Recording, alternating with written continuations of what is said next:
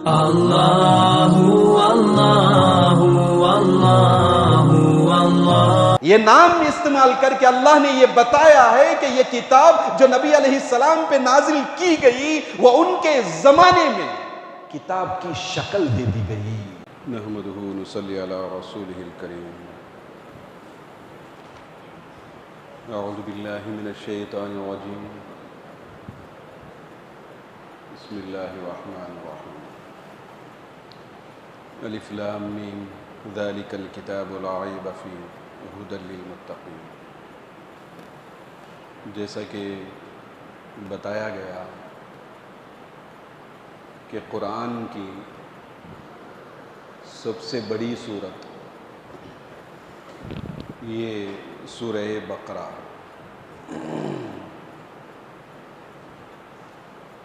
اپنے حجم کے اعتبار سے بھی، آیتوں کے اعتبار سے کئی آیتیں اس میں موجود ہیں، اور مضامین کے اعتبار سے بھی بہت بڑی سورہ ہے سورہ بقرہ، اور اس کی فضیلتیں بھی بیان کی گئی۔ اور چونکہ اس میں زیادہ احکامات ہیں اس لیے صحابہ اکرام رضوان اللہ تعالی علیہم اجمعین نے ان صورتوں کا علم حاصل کرنے کے لیے سال ہا سال لگا دی۔ حضرت عمر رضی اللہ تعالیٰ عنہ 12 سال لگائے ہیں اس سورت کا علم حاصل کرنے کے۔ اس کے مضامین جب آدمی جان لے، اس کے احکامات کو آدمی معلوم کر لے، تو پھر اس کے مقابل کوئی بھی کلام ہیچ معلوم ہوتا ہے، بیکار معلوم ہوتا ہے۔ بلند پایا صورت۔ لبید بن ربیعہ بہت بڑا شاعر، زمانے جاہلیت کے بعض شاعر ہیں، ان کے اشعار شاہد اور دلیل میں پیش کرتے ہیں۔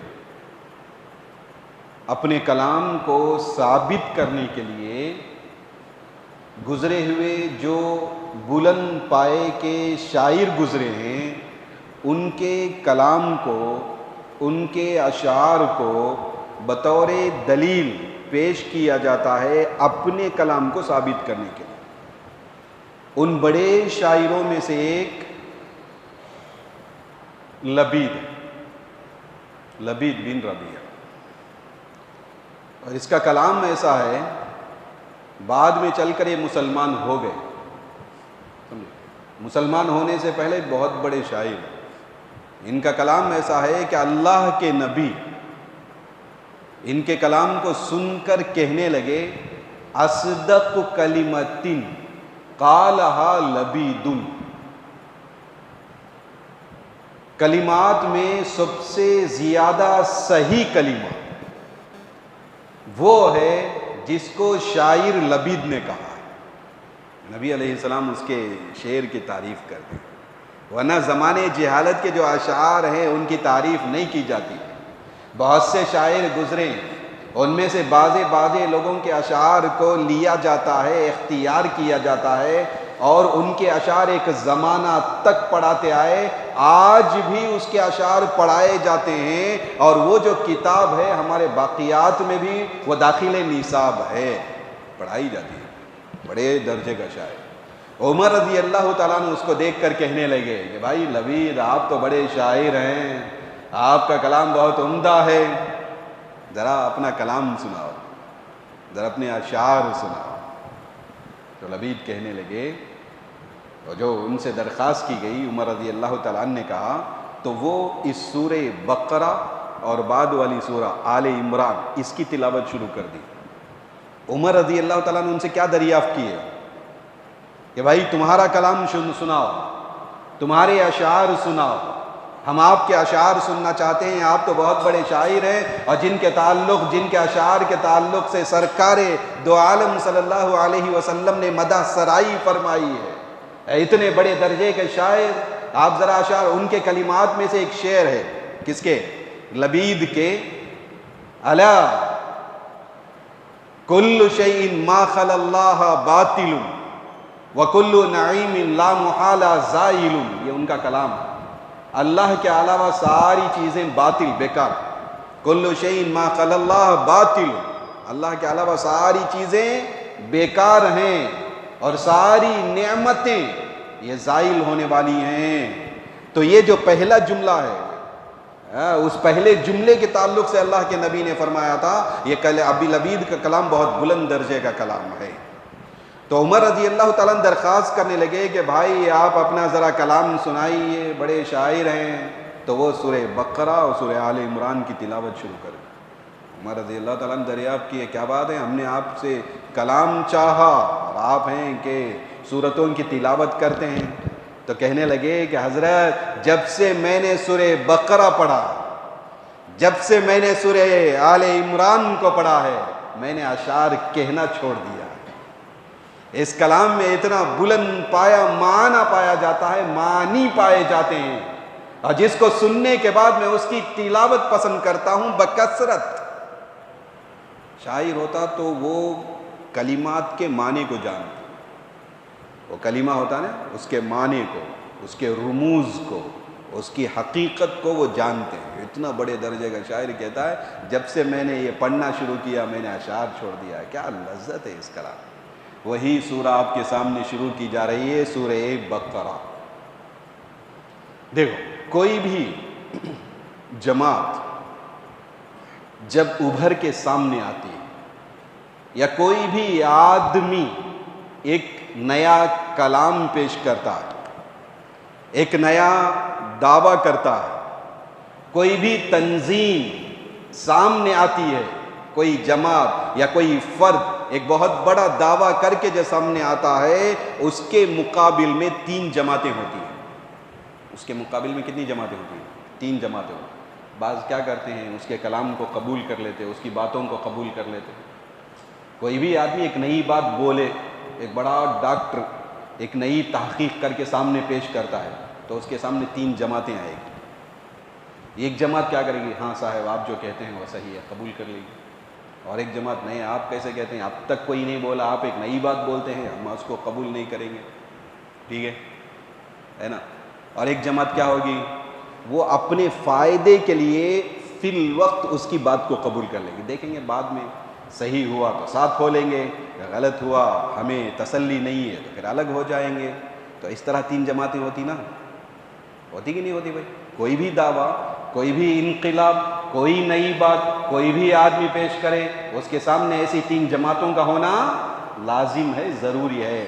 ویسے نبی علیہ السلام جو اپنی بات کو پیش کیے، دعوی حق کو پیش کیے، کلمہ توحید لا الہ الا اللہ محمد رسول اللہ، اللہ ہی معبود ہے، وہی عبادت کے لائق ہے، اور اس کے علاوہ کوئی عبادت کے لائق نہیں ہے، اور جن کی تم پوجا کرتے ہو ان کی کوئی حقیقت نہیں ہے، یہ تم نے اپنے ہاتھوں سے بنائے ہیں، یہ کوئی کام دینے والی چیز نہیں ہے، یہ شے ہی نہیں ہے۔ اس طرح جو نئی بات کلمہ حق، کلمہ توحید ان کے سامنے پیش کیا گیا تو 3 جماعتیں وجود میں آئیں۔ کتنی جماعتیں وجود میں آئیں؟ 3 جماعتیں وجود میں آئیں۔ ایک ہے مومنین کی، انہوں نے قبول کیا، آمنا سلم، ہم آپ کی بات کو قبول کرتے ہیں، آپ سچ کہنے والے ہیں، اس لیے کہ ہم نے آپ کی زندگی کو دیکھا ہے، ہم نے آپ کے لمحات کو پرکھا ہے، ہم نے کبھی آپ کو جھوٹ بولتے نہیں دیکھا، ہم آپ کی بات کی تصدیق کرتے ہیں، آپ کے کلام کی تصدیق کرتے ہیں، ہم مانتے ہیں۔ ابو بکر صدیق رضی اللہ تعالیٰ عنہ، خدیجۃ الکبریٰ رضی اللہ تعالیٰ، اس طرح بڑے بڑے صحابہ مکہ میں خود کیا ہو گئے، مسلمان ہو گئے، نبی علیہ السلام کی بات کو انہوں نے تسلیم کیا۔ تو ایک جماعت تسلیم کرنے والی جن کو مومن اور مسلمان کہا جاتا ہے، جن کو مومن اور مسلمان کہا جاتا ہے۔ دوسری جماعت انکار کرنے والی، نہیں ہم آپ کی بات نہیں مانیں گے، ہم کیسے مانیں گے، نئی بات لا کر پیش کرتے ہیں کہ ہمارے باپ دادا گمراہ تھے، کہ ہمارے باپ دادا بیوقوف تھے جو ان بتوں کی پوجا کیا کرتے تھے, انہیں عقل نہیں تھی. آپ کی بات کو مان لیں تو ہم اپنے باپ دادا کو گمراہ و بیوقوف کہنا لازم آتا ہے. ہم ان کی روش کو, ان کے طریقے کو ہم چھوڑیں گے نہیں. ہم آپ کی بات مانتے نہیں, ضد کی وجہ سے, ہٹ ڈرمی کی وجہ سے نبی کا انکار کر دیے. یہ انکار کرنے والے کافر کیا کہلائے؟ کافر. ایک طرف مومن اور ایک طرف انکار کرنے والے کافر, اور درمیان میں ایک جماعت. فائدہ دیکھ کر ارے بھائی معلوم ابھر لے وہ ہے یہ جماعت, مسلمان ابھرتے ہیں, ذرا ان کے ساتھ ہو جائیں, آگے چل کر بات ثابت ہو گئی تو ٹھیک ہے, نہیں تو چھوڑ کر ہم واپس آ جائیں گے. اس طرح دل میں کفر کو چھپا کر ظاہراً ایمان کو ظاہر کرنے والی ایک تیسری جماعت جنہیں منافق کہا جاتا ہے. جنہیں کیا کہا جاتا ہے؟ منافق کہا جاتا ہے. ایسی ایک تیسری جماعت وجود میں آئی. ایک اور بات کیا معلوم, منافق آ کر مدینہ جانے کے بعد ہی وجود میں آئے. نبی کی دو زندگیاں نا, ایک مکہ والی زندگی اور ایک مدینہ والی زندگی. مکہ والی زندگی میں دو ہی جماعتیں تھیں, ایک مسلمان اور ایک کافر. ٹھیک ہے. مدینہ آنے کے بعد تین جماعتیں ہو گئی, ایک مسلمان, ایک کافر اور ایک منافق, جو بظاہر اسلام میں داخل ہو گئے. دیکھنے میں مسلمان کے جیسا رہیں گے, ان کے اندر جو ہے ایمان نہیں رہے گا, اسلام نہیں رہے گا, اپنے فائدے کے لیے وہ داخل ہو گئے. ٹھیک ہے. اس طرح کی جو تین جماعتیں ہیں, ان تین جماعتوں کو خطاب کرتے ہوئے, ان تین جماعتوں کو خطاب کرتے ہوئے اس سورہ بقرہ کو شروع کیا ہے. شروع میں مسلمانوں کا تذکرہ, پھر کافرین کا تذکرہ, اور پھر اس کے بعد ہے منافقین کا تذکرہ. اس میں مومنین کی تفصیل بتائی گئی, کون ہیں, کن صفات کے حامل ہیں. کافرین کی تفصیل بتائی گئی, کون ہیں, ان کے اندر کیا نحوست پائی جاتی ہے. منافقین کے تعلق سے بتایا گیا کہ ان کے کام کیا ہیں, کس لیے یہ ایمان میں داخل ہوئے. اس سے سورہ بقرہ کی شروعات ہے. ٹھیک ہے. تو سب سے پہلے اللہ فرماتے ہیں الف لام میم. سب سے پہلے اللہ فرماتے ہیں, اللہ کا کلام ہے نا جی, ہے نا, بہت بلند پایا کر. الف لام میم جیسے بتایا گیا یہ حروف مقطعات ہے, اس کا معنی صرف اللہ ہی جانتا ہے. اللہ اور رسول, جو اللہ نے آپ کو بتایا تو رسول جانتے ہیں. یہ سر بین اللہ و رسولہ, راز ہے اللہ اس کے رسول کے درمیان. ذالک الکتاب, یہ وہ کتاب ہے, یہ وہ کتاب ہے, لا ریب فیہ, اس میں کوئی شک نہیں ہے. ھدی للمتقین, متقین کی ہدایت اور رہنمائی کے لیے ہے. دیکھو شروع ایک عجیب انداز سے, ہم بولتے ہیں نا شاہی انداز میں کلام کیا ہے. اللہ شاہی بادشاہ ہے نا, بادشاہ کل, قادر مطلق, ساری کائنات کے بادشاہ.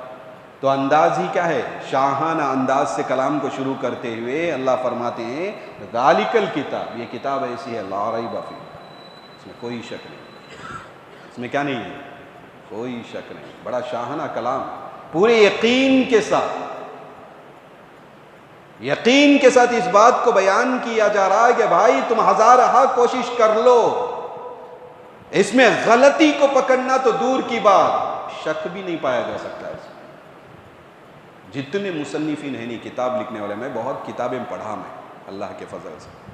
کتاب لکھتے ہوئے مصنفین شروع میں کیا بولتے معلوم کیا, میں ایک انسان اپنی استطاعت طاقت کے بقدر لکھا ہوں, اس میں غلطی ہو سکتی ہے, دیکھے تو ذرا آگے چلے جاؤ چھوڑ کر, یا ہم کو بتا دو, دوسرے ایڈیشن میں ہم صحیح کر دیں گے. یا تو زبان حال سے یا زبان قال سے ہر مصنف کہتا, ہر مصنف, ہر کتاب لکھنے والا, ہر کتاب کا مؤلف اس بات کا قائل یا تو زبان قال کہنے کے ذریعے یا زبان حال اپنی حالت کے ذریعے اس بات کا اقرار کرتا ہے کہ میں انسان, میرا علم محدود ہے, لہذا میں خطا کر سکتا ہوں. یہ پہلی کتاب ہے, یہ وہ پہلا کلام ہے جس میں پورے یقین کے ساتھ بتایا گیا کہ بھائی یہ وہ کتاب ہے لا ریب فیہ, اس میں کوئی شک نہیں. سمجھے, آپ کی نظروں میں شک ہو سکتا ہے, آپ کی علم میں شک ہو سکتا ہے, لیکن یہ کتاب ایسی ہے کہ اس کتاب میں کیا نہیں ہے بھائی؟ کوئی شک نہیں. اسے بعض کہتے ہیں یہ محل ریب نہیں ہے، مقام ریب نہیں ہے، یہ شک کا مقام نہیں، یا شک کرنے کی ضرورت نہیں.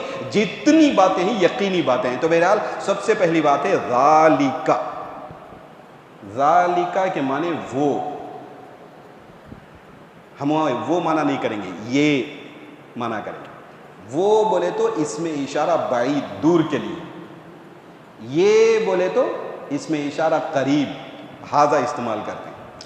ذالک لے کر آئے ہیں لیکن ہاذا کے معنی میں ہے. سمجھ میں آ رہی بات؟ وہ بولے ہیں لیکن کس معنی میں؟ یہ کتاب، اس معنی میں. اب سوال ہوتا کہ بھائی یہ کتاب بولے تو ذالکہ کے بجائے ہاذا بول دیتے، معنی کیا کرتے اس کا؟ یہ کتاب اتنا بولتے ہیں تو یہ کتاب بولے تو کیا ہونا چاہیے؟ ہاذا ہونا چاہیے. لیکن ذالکہ کا لفظ، وہ کا لفظ استعمال کیا گیا، تو کیا بات ہے؟ وہ کیوں کہا گیا جبکہ معنی ہاذا کا کرتے ہیں؟ تو اس کا جواب دیتے ہیں کبھی وہ دور کے لیے نہیں، تعظیم کے لیے استعمال کیا جاتا ہے. کس کے لیے استعمال کیا جاتا ہے؟ تعظیم. ایک چیز کی بڑائی کو بیان کرنے، ایک چیز کی بڑائی کو، بزرگی کو، تعظیم کو بیان کرنے کے لیے وہ کا لفظ استعمال، بین بعید، اس میں اشارہ بعید کا استعمال کیا جاتا ہے. لہٰذا یہاں تعظیم کا معنی، یعنی معنی یہ ہے لیکن اس میں ایک تعظیم کا معنی داخل کرنا ہے. اس کتاب کی عظمت کو بیان کرنا ہے، عظمت کو بتانا ہے. اس لیے ایک ایک لفظ میں کثیر معنی پایا جاتا بھائی. سمجھے؟ معنی تو یہ ہے لیکن یہ اس کے ساتھ ساتھ ایک اور معنی کیا ہے؟ یہ کتاب بہت عظیم الشان کتاب ہے. یہ قرآن بہت عظیم الشان کتاب ہے. یہ معنی، دو معنی ایک ساتھ بیان کرنا. ہاذا بولے تو صرف ایک ہی معنی آئے گا، یہ. ذالکہ بولنے سے دو دو معنی آتے ہیں. ایک تو یہ بھی معنی آتا ہے اور ساتھ ساتھ تعظیم کا معنی آتا ہے. تو تعظیم کو بیان کرنے کے لیے لفظ اللہ نے استعمال فرمایا کہ ذالک الکتاب، یہ کتاب. اور یہ بولے تو کون سی کتاب؟ ہمارے سامنے جو قرآن ہے کہ وہ، ٹھیک ہے نا. اس میں بعض کہتے ہیں لوح محفوظ میں جو کتاب ہے کہ وہ کتاب، اس کتاب کی طرف اشارہ کیا گیا. وہ کتاب، اس میں کوئی شک نہیں. اس میں سے ایک حصہ نازل کیا گیا. یہ معنی میں کل بتایا تھا کہ اس کا شروع کا حصہ جو ہے اس میں امت سابقہ، کل نہیں گزشتہ ہفتہ میں بتایا تھا اس میں 40 رکوع ہیں. کتنے رکوع ہیں؟ 40 رکوع ہیں. وہ ہمارا جو سبق گزرا ہوا سبق ہے نا، اس کی تھوڑی سی یاد دہانی. کتنے رکوع ہیں اس کے؟ 40 رکوع ہیں. ان میں سے 18 رکوع اس میں امم سابقہ، گزری ہوئی امت کا تذکرہ. ٹھیک ہے؟ کون گزری ہوئی امت؟ بنو اسرائیل جو گزری ہوئی امت ہے نا، اس امت کا تذکرہ ہے. اس کے بعد جو 22 رکوع ہیں اس میں کس کا تذکرہ ہے؟ اس امت محمدیہ کا تذکرہ ہے. بتائے نا، گئے ہفتہ پڑھے نا، بھول گئی بات، یاد ہے نا؟ 18 رکوع، اس میں سے پھر 4 بتائے، 14 بتائے، تفصیل کے ساتھ بات سامنے آئی تھی. تو 14 میں امت سابقہ کا تذکرہ ہے. سمجھے؟ کسی نہ کسی انداز سے، کسی نہ کسی طریقے سے، کہیں صراحتاً، کہیں کنایتاً، کہیں ضمناً امت سابقہ کا تذکرہ ہے. اور اس کے بعد 22 رکوع میں اس امت محمدیہ کا تذکرہ ہے. ہم بولے نہیں تو اس کے اعتبار سے ذالکہ کا معنی کیا معلوم؟ وہ جو بنو اسرائیل پہ جو کتابیں نازل کی گئی، تورات اور انجیل جو نازل کی گئی، اس میں قرآن کے تعلق سے وعدہ کیا گیا کہ قرآن نازل کیا جائے گا. کیا نازل کیا جائے گا؟ قرآن نازل کیا جائے گا. کس میں؟ وہ امت سابقہ پر جو کتابیں نازل کی گئی اس میں یہ بیان کیا گیا، وعدہ کیا گیا کہ ایک کلام نازل کیا جائے گا. جیسے کل یہاں سیرت کے تعلق سے بات ہوئی تھی، اس میں عیسیٰ علیہ السلام کا تذکرہ آیا. عیسیٰ علیہ السلام کیا بولے؟ مبشرا برسول یاتی من بعد اسمہ احمد. عیسیٰ علیہ السلام آ کر کیا کہنے لگے؟ نبی علیہ السلام کے تعلق سے بشارت دیے. اب بشارت کس میں دیے؟ وہی انجیل وہ لے کر آئے تھے، انجیل میں بشارت تھی. موسیٰ علیہ السلام تورات میں قرآن کے تعلق سے، نبی کے تعلق سے ہے نا. تو اب یہ ذالکہ کا معنی یہ ہے کہ یہ گزری ہوئی کتابوں میں جس کتاب کا وعدہ کیا گیا، الکتاب الموعود، الکتاب الموعود، جس کتاب کا وعدہ کیا گیا اور وہ کتاب اس امت محمدیہ پر تھوڑا تھوڑا کر کے جو نازل کی جا رہی ہے، ایک کتاب ایسی ہے کہ لا ریب فیہ، اس میں کیا نہیں ہے؟ کوئی شک نہیں۔ بات سمجھ میں آئی؟ اس میں کوئی شک نہیں۔ اچھا بھائی، یہ تو ذالکہ ہوا الکتاب، یہ کتاب، کتاب بولے تو کیا؟ کاتب یکتب کتابن، جمع کرنے کے معنی میں، لکھنا، جمع کرنا، کتاب مصدر مکتوب کے معنی میں، بہرحال ایک گرامر ہے اس کا، یہ جمع کرنے کے معنی میں آتا ہے کتاب۔ اس میں حروف کو حروف سے ملاتے نہیں، حروف کو کیا کرتے؟ حروف سے ملاتے نہیں، تو اس اعتبار سے اس کتاب کو کتاب کہا جاتا ہے۔ ہر کتاب کو کتاب کیوں بولتے ہیں؟ اس میں حروف کو حروف سے کیا کیا جاتا؟ ملایا جاتا۔ لشکر، فوج، اس میں افراد کو شامل کیا جاتا، جمع کیا جاتا، جمع کر کے ایک فوج بنائی جاتی، اس میں افراد ملے ہوئے ہوتے، اس فوج کو کتیبت کہتے ہیں۔ وہی کتاب ہی سے ہے، وہ بھی ملایا گیا، ویسے اس میں حروف کو ملایا گیا، اس اعتبار سے اس کو کتاب کہا جاتا ہے۔ ایک بات سمجھ میں آئی؟ ایک اور بات، اہم بات کیا ہے معلوم کیا؟ بعض لوگ اعتراض کرتے ہیں یہ جو قرآن، یہ اگر انجیل کے جیسا، انجیل کیا کیا گیا؟ انجیل عیسیٰ علیہ السلام کے جانے کے بعد، ایک زمانہ گزرنے کے بعد انجیل کو ترتیب دیا گیا، انجیل بنائی گئی، اس کو وجود میں لایا گیا، اور اس میں ترمیم کر دی گئی، تبدیلی کر دی گئی، صحیح نہیں ہے انجیل کے تعلق سے بولتے نا۔ ویسے بعض غیر کیا کرتے ہیں؟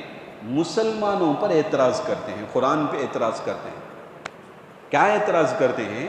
بھائی یہ جو قرآن ہے نا، یہ تو نبی علیہ السلام کے جانے کے بعد حضرت ابو بکر صدیق رضی اللہ تعالی عنہ کے زمانے میں اس کو جمع کیا گیا، اس کی ترتیب دی گئی، جیسے بات تفصیل سے بیان کی گئی، مکمل 1 ہفتہ 2 ہفتہ وغیرہ اس کے پیچھے لگا کر ہم مکمل پوری تفصیل سے مبادیات سن کر آئے تھے۔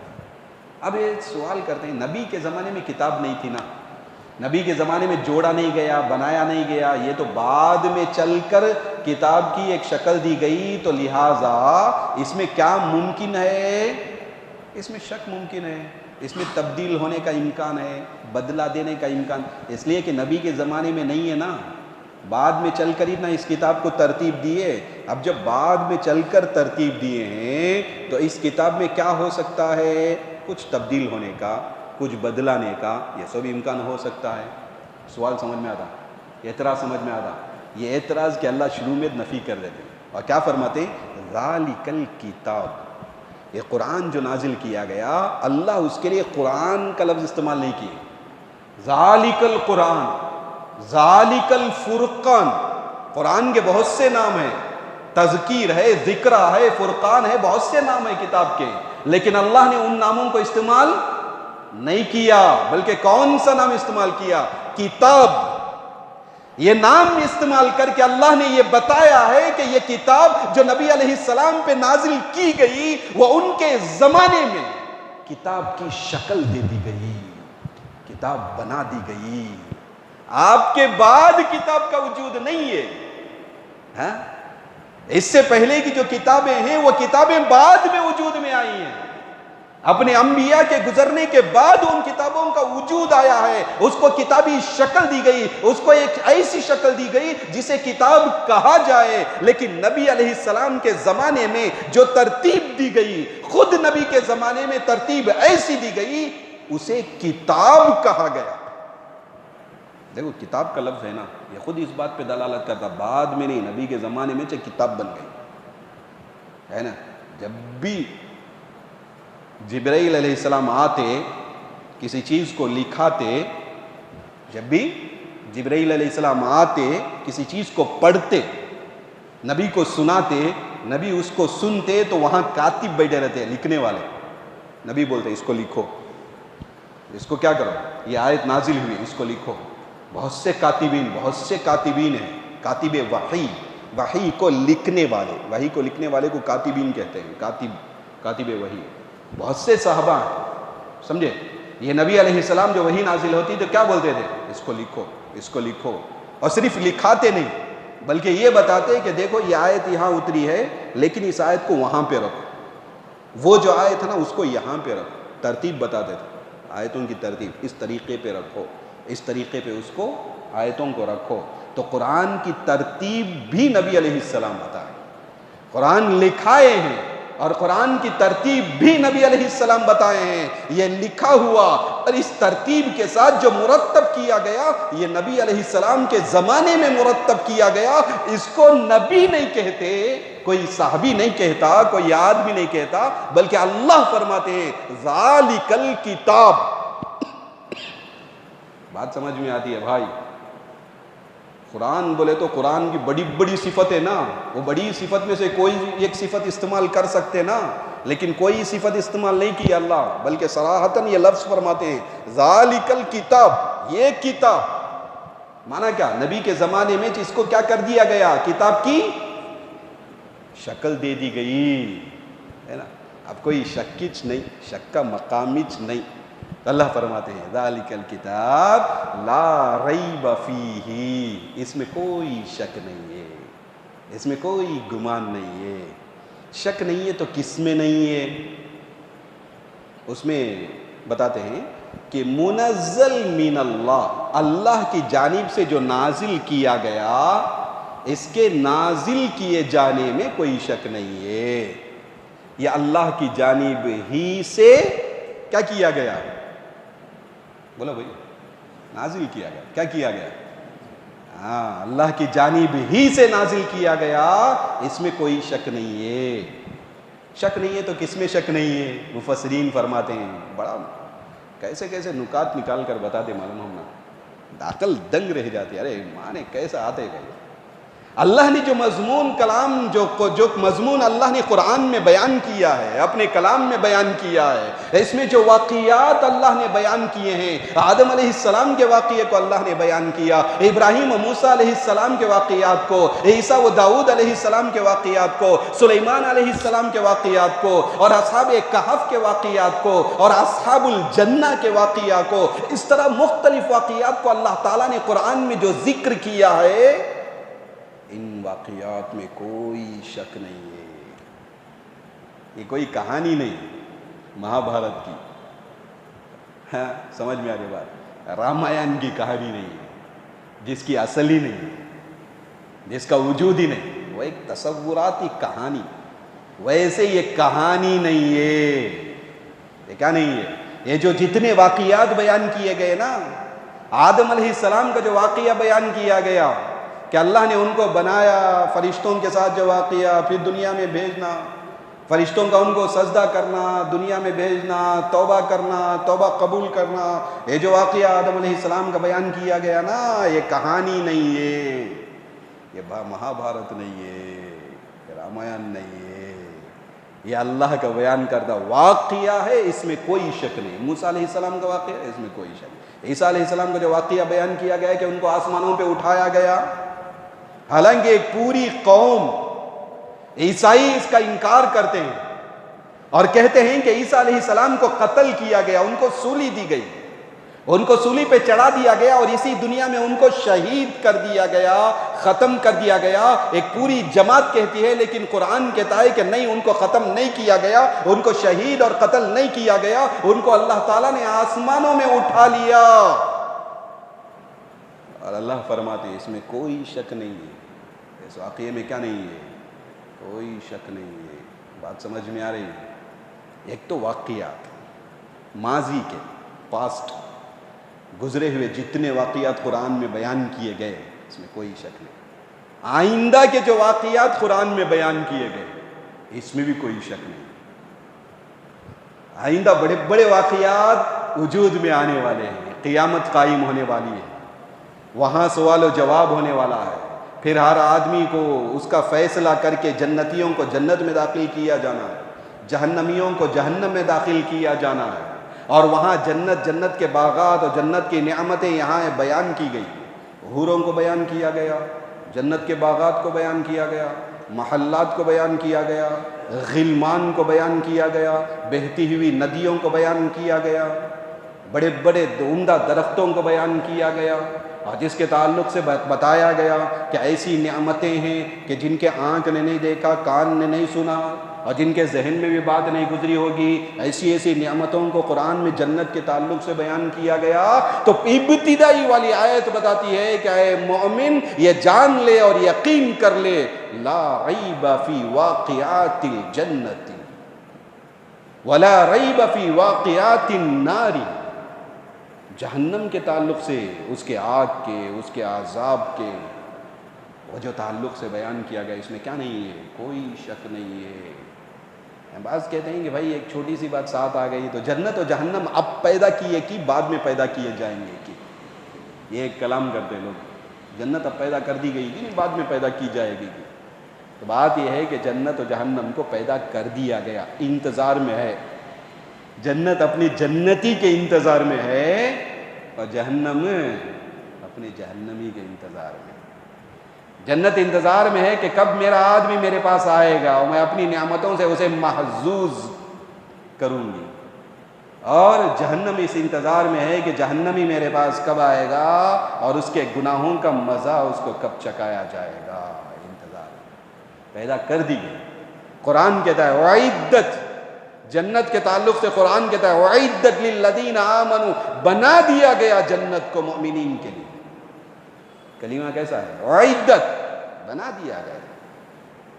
جہنم کے تعلق سے قرآن کہتا ہے وَعِدَّتْ لِلْكَافِرِينَ، کافرین کے لیے جہنم کو بنا دیا گیا۔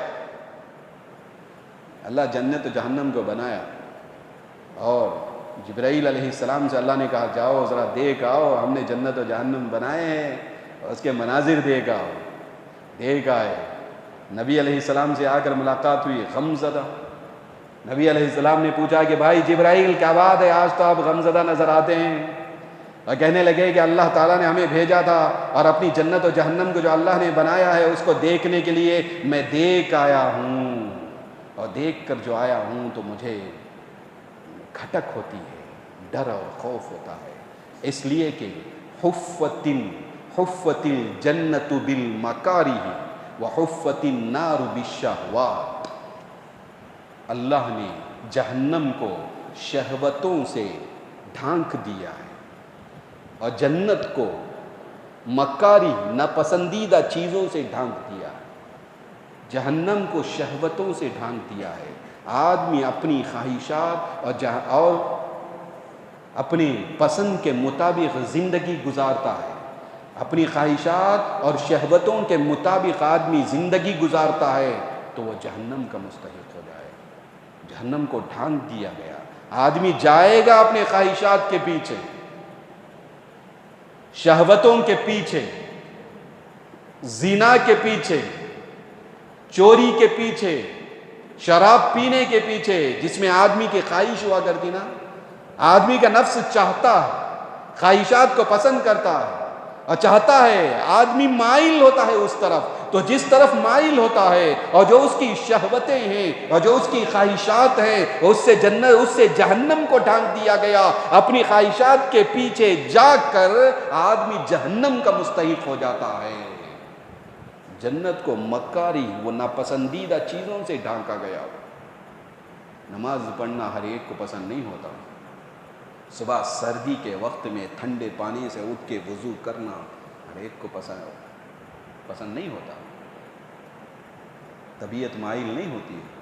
گناہوں سے رکنا، اپنی نگاہوں کو نیچے رکھنا، اپنی شرمگاہوں کی حفاظت کرنا، مال و دولت کے پیچھے نہ بھاگنا، غلط طریقے سے حرام کو نہ کمانا، یہ سب بہت مشکل ہوتا ہے، ناپسندیدہ ہوتا ہے، لیکن جنت کو اس سے ڈھانک دیا گیا۔ تو بہرحال بتانا یہ ہے کہ اس سے معلوم ہوتا ہے جنت و جہنم پیدا کر دیے گئے، اور اللہ تعالیٰ نے قرآن میں ان کا تذکرہ کیا ہے، ان نعمتوں کا، جنت کا، جہنم کا، ساری چیزوں کا اللہ نے تذکرہ کیا ہے، اور اللہ فرماتے ہیں لا ریب فیہ، اس میں کیا نہیں ہے، اس میں کوئی شک نہیں ہے۔ دیکھو قرآن کے جتنے مضامین ہیں نا، ان مضامین میں سے کسی بھی مضمون میں کسی طرح کا کوئی شک نہیں ہے۔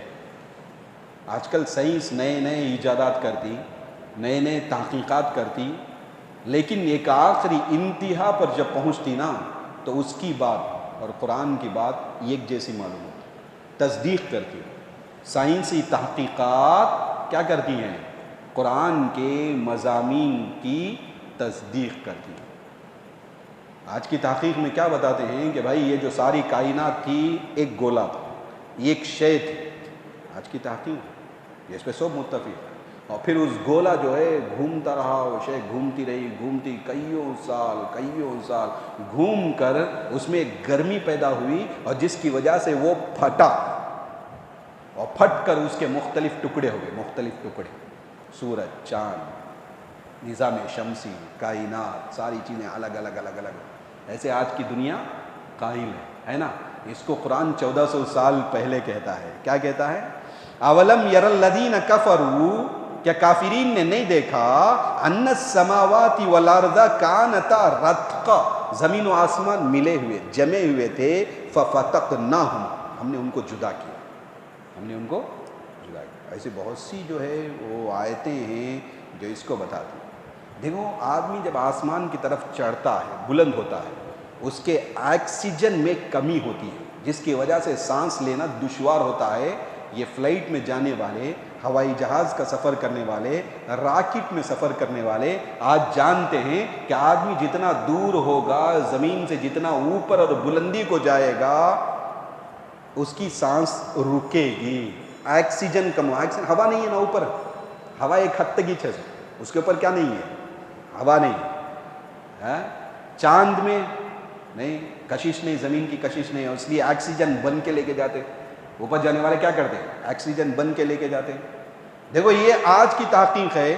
آج وہ ہوائی جہازوں کا سفر کرنے کے بعد، نبی علیہ السلام کے زمانے میں کہاں بھائی ہوائی جہاز، اس کا سفر کچھ نہیں، لیکن قرآن کہتا ہے وَمَن يُرِدْ أَن يُضِلَّ، جس کو اللہ گمراہ کرنا چاہتے ہیں، يَجْعَلْ صَدْرَهُ ضَيِّقًا، اس کے سینے کو اللہ تنگ کر دیتے ہیں، حرجن کأنما، گویا کہ یصعد فی السماء، آسمان کی طرف چڑھتا ہے، گویا کہ کیا بلند بات ہوتا ہے، جیسے کیا کرتا ہے؟ آسمان کی طرف گویا چڑھتا ہے، تو دل اس کا تنگ، سینہ تنگ ہونا شروع ہوتا ہے، اس کی سانسیں جو ہیں وہ رکنا شروع ہوتی ہیں۔ کہ قرآن میں وہ زمانے میں جہاں ہوائی جہاز کا کوئی تصور نہیں، ایسی بہت سی آیتیں قرآن میں۔ آج کے جو محققین ہیں، محقق علماء ہیں، ان آیتوں کو نکال کے بتاتے ہیں کہ بعد میں چل کر اس کی تحقیق کی گئی ہے، لیکن قرآن تو کئیوں سال پہلے اس کے تعلق سے بتاتا ہے اور اس کی خبر دیتا ہے۔ آج دنیا کہتی ہے کہ چیزیں جو ہیں، ہر چیز دو جوڑا پیدا کی گئی ہے، جفت پیدا کی گئی ہے، صرف اللہ ہی ایک ہے۔ قرآن بھی ہمیں کہتا، ہمیں کیا کہتا؟ آج تو ہر چیز کیا بولتے ہیں؟ جو نباتات ہے نا، نباتات وہ بھی جوڑا ہے، فرد نہیں، سنگل نہیں، ہر ایک جو ہے اللہ نے جوڑا بنایا ہے، ڈبل بنایا ہے، خواہ وہ نباتات ہو، بلکہ آج کی دنیا کہتی ہے کہ جمادات جس میں جان نہیں، پتھر وغیرہ ایسے جمادات، یہ بھی جفت پائے جاتے ہیں، جوڑا پائے جاتے ہیں۔ اللہ تو کئیوں سال فرمایا ہر چیز کو ہم نے جفت ہی بنایا ہے بھائی، صرف ہم ہی تنہا ہے، اللہ ہی اکیلا ہے، اللہ کے علاوہ کوئی دنیا میں اکیلا نہیں، ہر ایک اپنے جوڑے کی طرف محتاج ہے۔